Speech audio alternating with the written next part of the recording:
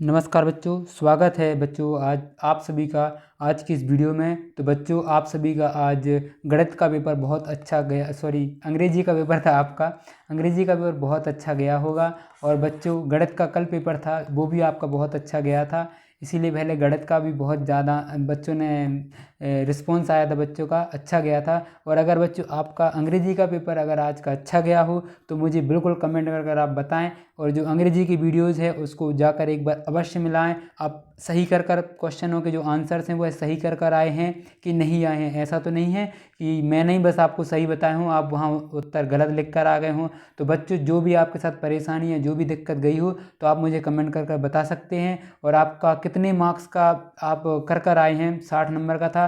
60 में से आप कितने का करके आए? 50 का, 55 का या 59 का, जितने का भी 59 का, जितने का भी आप बच्चों पेपर कर आए हैं, आप मुझे कमेंट कर अवश्य बताएं। तो मुझे इससे ये पता चल जाएगा कि आप लोग कितने अच्छे से वीडियो देख रहे हैं। तो इससे भी यह समझ में आता है कि कैसी आपकी तैयारी चल रही। और बच्चों अगर आप चाहते हैं, कक्षा 8वीं के बच्चों से बोल रहा हूं कि अगर आप चाहते हैं कि वार्षिक परीक्षा का भी इसी प्रकार आपकी अच्छी से तैयारी हो सके तो चैनल पर आप बने रहिएगा। कुछ ही दिनों बाद मैं ओलंपियाड का भी पेपर अपलोड करूंगा, और जो कि आपका 24 तारीख को होने वाला है। और उसके बाद जो आपका वार्षिक परीक्षा होगी उसके भी मैं कुछ इंपॉर्टेंट क्वेश्चंस भी अपलोड करता रहूँगा, और आपको नोट्स भी मैं प्रोवाइड करूँगा। तो आप चैनल से बने रहिए, चैनल को सब्सक्राइब कर लीजिए, बहुत काम का आपके लिए यह चैनल होने वाला है। और चलिए देखते हैं, समझते हैं हम अपने जो यहाँ से। सबसे पहले देखिए यहाँ पर बहुविकल्पीय प्रश्न। बच्चों ये तो मैंने आपको पहले एक पार्ट 1 है तो उसमें मैंने अपने एक वीडियो अपलोड की थी अभी कुछ देर पहले, तो आप चैनल पर जाकर देख लीजिए, उसमें मैंने ये पूरे बताए हुए थे। और मैं इनको लास्ट में, अगर नहीं होगा तो इस वीडियो के लास्ट में बता दूंगा। तो सबसे पहले मैं ये क्योंकि लंबी हो जाती है वीडियो, तो पहले मैं अति लघु उत्तरीय प्रश्न जो कि हमने अभी डिस्कस नहीं किए हैं तो इनको सबसे पहले समझ लेते हैं, पढ़ लेते हैं। उसके बाद अगर समय बचा तो हम आगे की वीडियो, आगे जो हैं इन प्रश्नों को देख लेंगे, रिक्त स्थान और बहुविकल्पीय प्रश्नों को। तो देखिए बच्चों, जो आपके अति लघु उत्तरीय प्रश्न हैं वो 11 से 16 तक पूछे जाएंगे। 11, 12, ठीक है। उसके बाद 13, 14, 15, 16, ठीक है। उसके बाद देखिए यहाँ हमें दिया गया है कि नीचे दिए गए प्रश्नों के उत्तर एक शब्द वाक्य में लिखिए, और प्रत्येक प्रश्न के लिए 2 अंक निर्धारित हैं। आप सभी को यह जानकारी होगी कि यह आपको 2-2 अंक अगर मिलेंगे अगर आप इनका सही उत्तर लिखेंगे बच्चों। तो देखिए सबसे पहले जो प्रश्न दिया गया है हमें, इसको देखते हैं। इसमें लिखा है कि शिशु एवं बच्चों को टीका क्यों लगाया जाता है। जो शिशु होते हैं और छोटे बच्चे होते हैं उनके लिए टीकाकरण, आपने देखा होगा टीकाकरण होता है, तो उनके लिए टीकाकरण क्यों होता है, इस प्रश्न में आपको यह बताना है।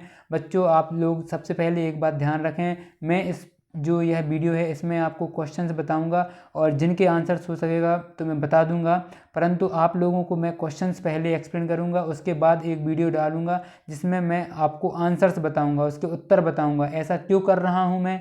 इसलिए नहीं कर रहा व्यूज़ के चक्कर में बच्चों, इसलिए मैं कर रहा हूं क्योंकि अभी इनके आंसर्स आप खुद से ढूंढिए। पहले आप ढूंढेंगे तो आपको थोड़ा सा पता चलेगा किस पाठ में क्या दिया गया है, और थोड़ा सा आपको भी पता चलेगा और अच्छे से याद होगा, प्रश्न आपको अच्छे से याद हो जाएंगे। इसलिए आप एक बार कोशिश करिए, और उसके बाद जब आपसे नहीं मिलेंगे तो मैं 7-8 बजे एक वीडियो अपलोड करूँगा, 6-7 बजे तक जल्दी कर दूंगा।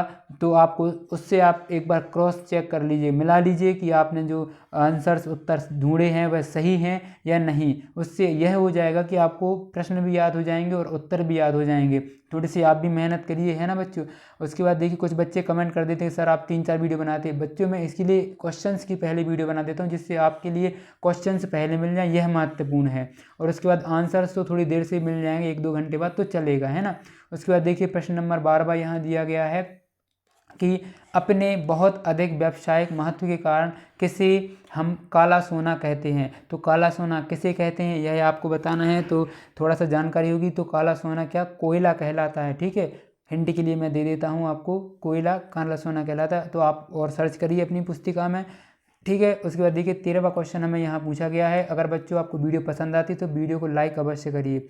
देखिए प्रश्न नंबर 13वां हमसे पूछा गया है, कोयले के प्रक्रमण द्वारा उपयोगी उत्पाद के नाम बताइए। आपको जो कोयले के प्रक्रमण द्वारा उपयोगी जो पदार्थ होते हैं उनके आपको इसमें नाम लिखने हैं इस प्रश्न में। उसके बाद देखिए 14वां प्रश्न हमसे पूछा है, किन्हीं 2 राष्ट्रीय उद्यानों के नाम लिखिए। 2 आपको राष्ट्रीय उद्यानों के नाम लिखने हैं। उसके बाद देखिए 15वां प्रश्न हमसे पूछा गया है इधर कि मरुस्थलीकरण कब होता है। जो मरुस्थल रहता है उसका मरुस्थलीकरण कब होता है, मतलब वो मरुस्थल कब बनता है।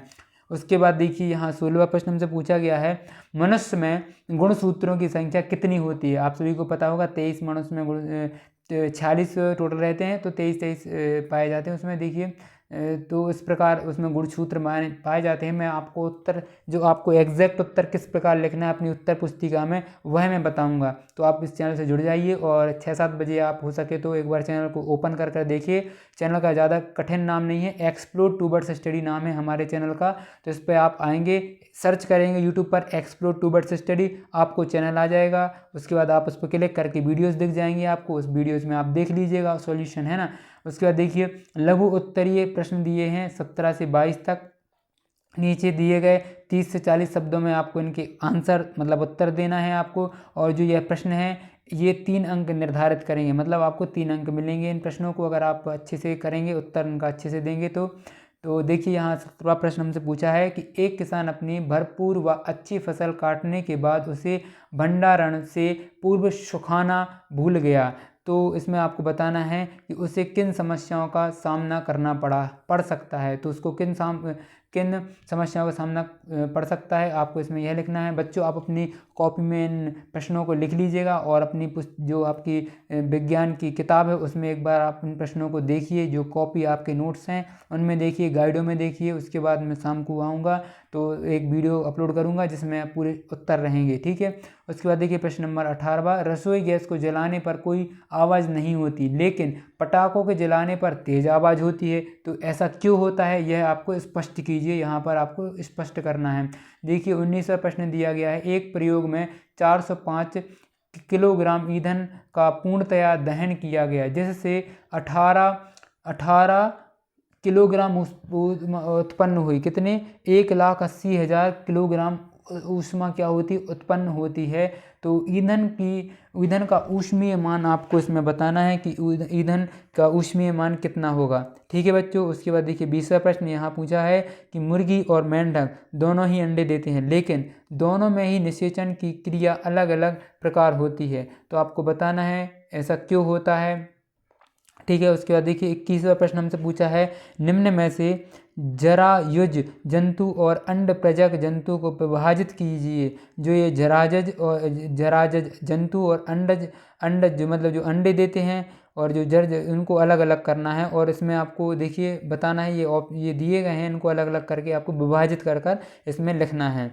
उसके बाद देखिए 22वां प्रश्न दिया गया है कि वायुमंडलीय दाब किसे कहते हैं। जो वायुमंडलीय दाब रहता है वो वायुमंडलीय दाब क्या कहलाता है, आपको इसमें यह बताना है 22 वाले प्रश्न में, और इसको अच्छे से समझाना है विवरण पूर्वक। इसके बाद देखिए बच्चों यहाँ से हमारे जो दीर्घोत्तरीय प्रश्न शुरू होते हैं। यह देखिए 23 से 26 तक आपके दीर्घोत्तरीय प्रश्न चलेंगे, जो कि 26वां आपका आखिरी प्रश्न होगा। और जो ये आखिरी के दीर्घोत्तरीय प्रश्न रहते हैं यह 5-5 अंक के आते हैं। आप सभी को पता होगा कि ये कितने कितने अंक के आते हैं, 5-5 अंक के आते हैं। तो चलिए पहले जो हम 23वां प्रश्न देखते हैं। इसमें पूछा गया है कि गेहूं की फसल उगाने के इन प्रक्रमों का सही क्रम लिखिए। जो ये गेहूं की फसल आप किस प्रकार उगाते हैं, तो पहले क्या करते हैं, गेहूं का भंडारण करते हैं, सिंचाई, खरपतवार में सुरक्षा, खाद और उर्वरक देना, बुआई और मिट्टी तैयार करना। ये तो आपसे बन ही जाएगा, सभी बच्चों से यह बन जाएगा कि बहुत सरल प्रश्न आया है ये। देखिए 5 नंबर में पूछ लिया। और देखिए 24वां प्रश्न है कि निम्नलिखित को हितैषी और हानिकारक सूक्ष्म जीव में वर्गीकृत कीजिए।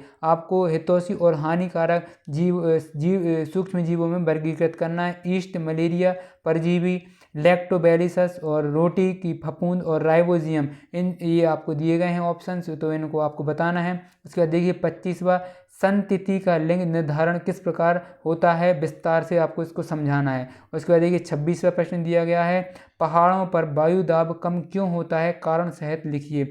तो बच्चों इस प्रकार हमारे जो 25 के प्रश्न थे, 25 के 25 प्रश्न मैंने आपको बताए हैं। आप वीडियो को लाइक कर लीजिएगा और चैनल को सब्सक्राइब कर लीजिए। मैं आपको इसमें जो अगली इसके सॉल्यूशन वाली वीडियो होगी वह भी बताऊंगा। देखिए बच्चों ये भी मैं आपको बता देता हूँ, बहुविकल्पीय प्रश्न किस प्रकार आपको पूछे गए हैं कि ईस्ट का उपयोग निम्न में से किस उत्पादन में होता है। तो ईस्ट का उत्पादन आपको बताना था किस में, चीनी में, अल्कोहल में, हाइड्रोक्लोरिक अम्ल या ऑक्सीजन। तो इसका सही आंसर अल्कोहल था। निम्न पदार्थ में सबसे पहले कौन जलेगा? तो आपको पेट्रोल, लकड़ी, लोहे की जड़ या गत्ता, क्या जलेगा यह बताना था। उसके बाद देखिए तीसरा वाला, मैग्नीशियम का रिबन मतलब फीता वायु में जलन पर उत्पन्न करता है। तो इसका आंसर सी वाला था, मैग्नीशियम ऑक्साइड, ऊष्मा और प्रकाश।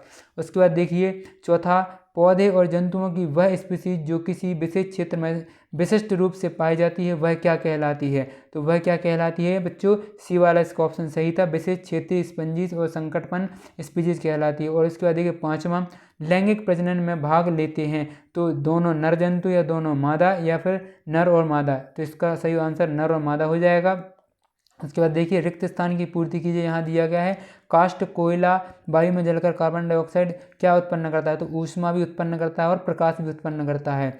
जिन पदार्थों का ज्वलन ताप कम होता है और वो ज्वाला के साथ संपूर्ण पूर्वक आग पकड़ लेते हैं और उन्हें ज्वलनशील पदार्थ कहते हैं। कागज बचाने का अर्थ है खालिस्तान, मैंने आपसे बोला था, इसका कमेंट कर आप बताइए। जब मैं उत्तर वाली पुस्तिका आपको तैयार करूंगा तो उसमें आपका इसका उत्तर मैं बताऊंगा ध्यान से, ठीक है। उसके बाद देखिए नौवां, वह निषेचन जो माता के शरीर के अंदर होता है खालिस्तान निषेचन कहलाता है। लड़कियों में मासिक धर्मचक्र की शुरुआत खालिस्तान कहलाती है। इस प्रकार बच्चों मैंने आपको पूरे 26 के 26 प्रश्न बताए हैं। अब नेक्स्ट वीडियो में मैं आपको जो संपूर्ण हल वाली एक वीडियो अपलोड करूंगा उसमें मैं पूरे आपको हल बताऊंगा। तो वीडियो में आप बने रहिएगा, इसी प्रकार चैनल को सब्सक्राइब कर लीजिएगा और अगर वीडियो पसंद आती है आपको तो अपने दोस्तों के साथ शेयर करिएगा और चैनल को सब्सक्राइब और वीडियो को लाइक अवश्य करिएगा। थैंक यू, धन्यवाद, मिलते हैं नेक्स्ट वीडियो में।